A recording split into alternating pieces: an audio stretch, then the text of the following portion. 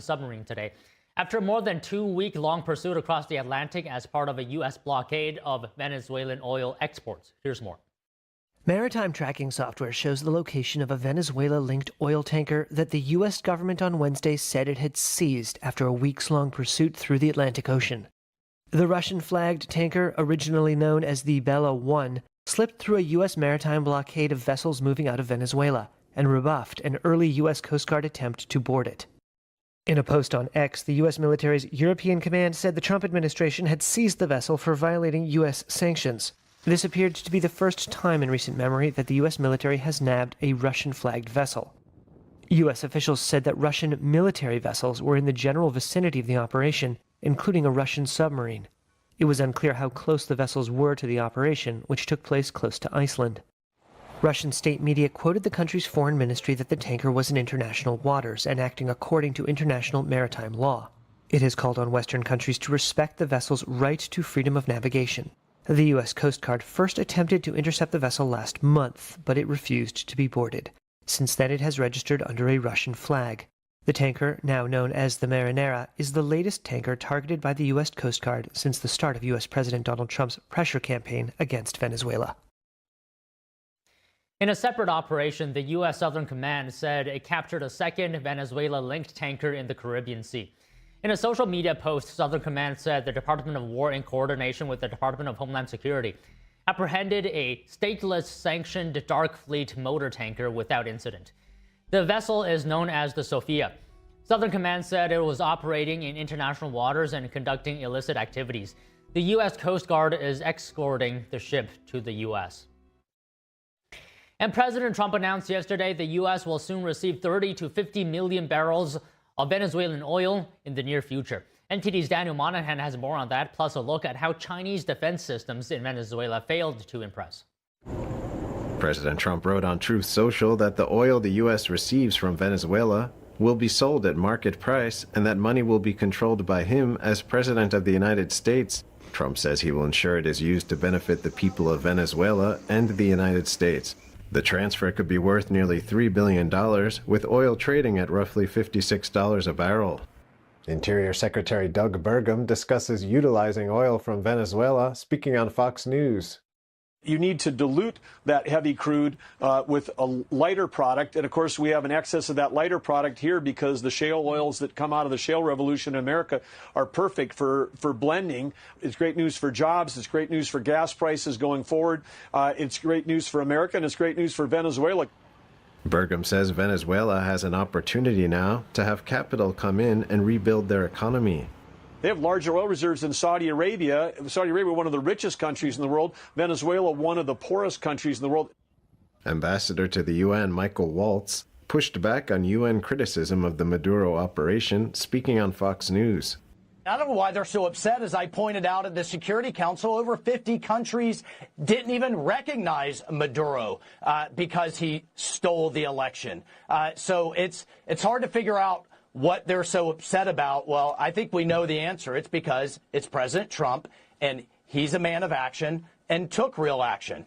Waltz says the Venezuelan people are going to be better off. And look, at the end of the day, this was the right thing to do. President Trump took bold action and will continue to swing and doge that ridiculous organization called the United Nations.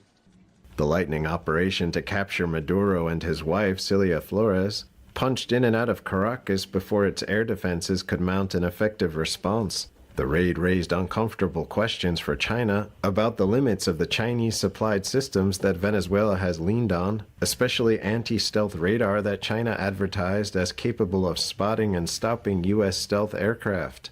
Analyst Yu Tsung-chi, a retired major general from Taiwan, says the operation suggested deeper weaknesses, corruption in China's defense industry, and a lack of reliability of the technology and command structure meant to tie those systems together. Yu described it as a system built to look modern on paper and intimidating in propaganda, but falls apart under the demands of real combat. Yu says neither Chinese or Russian air defense systems made the slightest bit of difference once the U.S. brought real-time intelligence, electronic warfare, and precision weapons to bear. Daniel Monahan, NTD News. The U.S. announced it seized a Russian-flagged oil tanker in the Atlantic Ocean linked to Venezuelan oil shipments. Joining us to discuss is Bart Marcois, foreign policy analyst, former career diplomat and energy department official, and news commentator creating daily bite-sized news analysis under A Minute with Bart. Okay, Bart, good afternoon. So it looks like this is the first time in recent history that the U.S. military has seized a Russian-flagged vehicle like this. Do you think this signifies a more assertive posture than before in terms of U.S. enforcement of sanctioned oil? Oh, absolutely. It's a very muscular move by the Trump administration. And I'd like to point out that that so-called Russian-flagged vessel has only been Russian-flagged for about a week and a half. When it was first attempted to be boarded by the Coast Guard, it was a stateless vessel with a false flag. And it had violated maritime law by doing that. It ran away, and while it was running away from the Coast Guard, the crew hastily painted a Russian flag on the side, and then they registered the vessel, changed its name from Bella One to Marinara, and registered it in Russia. So calling it a Russian flagged vessel, yes, technically that's true, but it did that while it was being pursued by the United States Coast Guard. So does this also show that the U.S. is enforcing sanctions globally? Because this was in the Atlantic Ocean, not just near Venezuela. It's what they said they would do. Secretary of War Pete Hegseth said, we're going to enforce these sanctions anywhere in the world. We are serious about Venezuela. The Trump administration has told Venezuela to kick Russia, China, and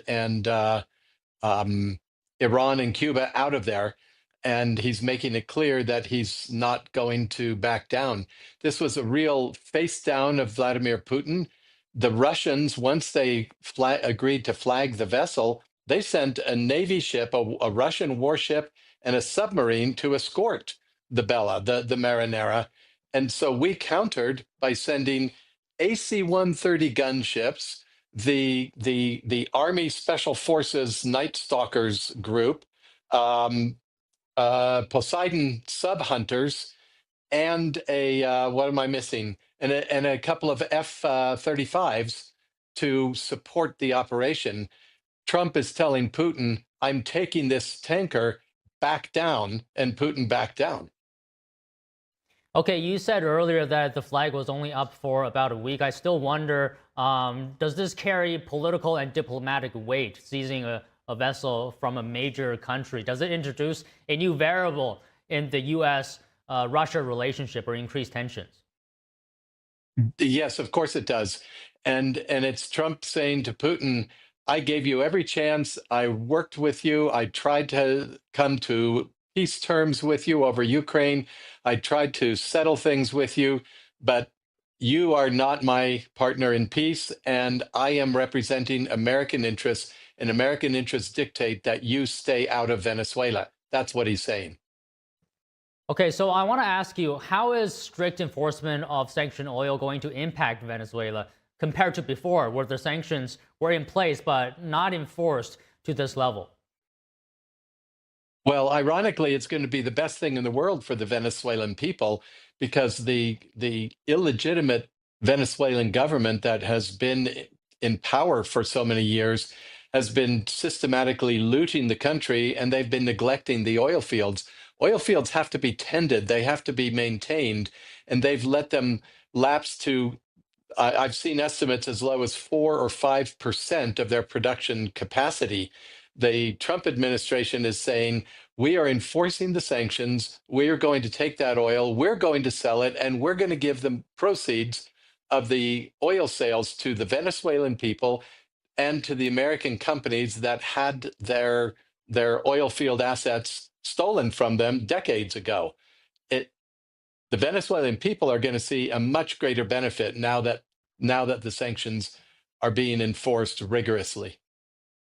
Okay, so let me follow up on that, because I'm thinking about China right now. It's been a customer of Venezuelan oil. So, I mean, do you think Beijing could be worried right now about essentially losing a major long-term energy supplier? And what is the significance or impact of this? Yeah, they are definitely worried about losing the supplier because they've been buying their oil from Venezuela. The oil they're buying from Venezuela, they've been paying a steeply discounted price for because it's under sanction. Venezuela can't sell it on the world market. It can only sell it to China or to India. And China has been buying it for, I don't know how much, probably 30% of its market value. And now they have to pay full price. President Trump said in his original press conference, yeah, we'll keep selling it to China. We're going to be in the oil selling business, but they're going to pay world market prices for it. And frankly, you're looking at a possibility of something similar happening in Iran if you pay attention to the street protests there. And so it's not just the economic effect. This is a face down of Xi Jinping as well as of Vladimir Putin.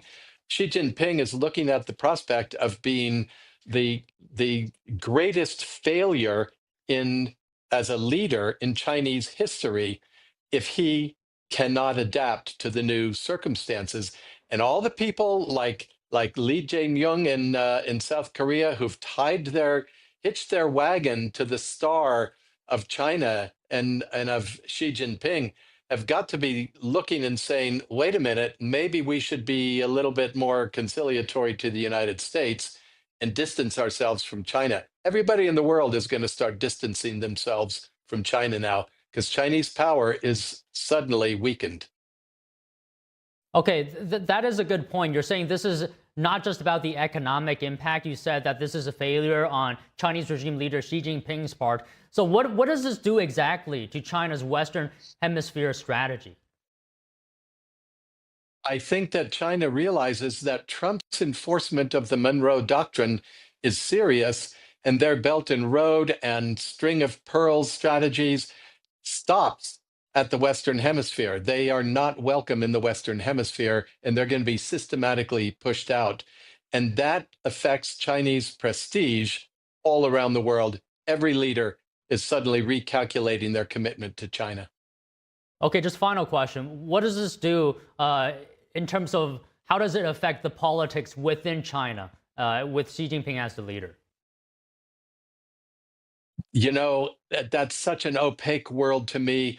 But I have to make an educated guess that there are factions within the Chinese Communist Party and Chinese power structures that are looking at Xi Jinping, and there have got to be guys sitting there thinking, now might be my chance to take him down. He might be weak. He might be vulnerable.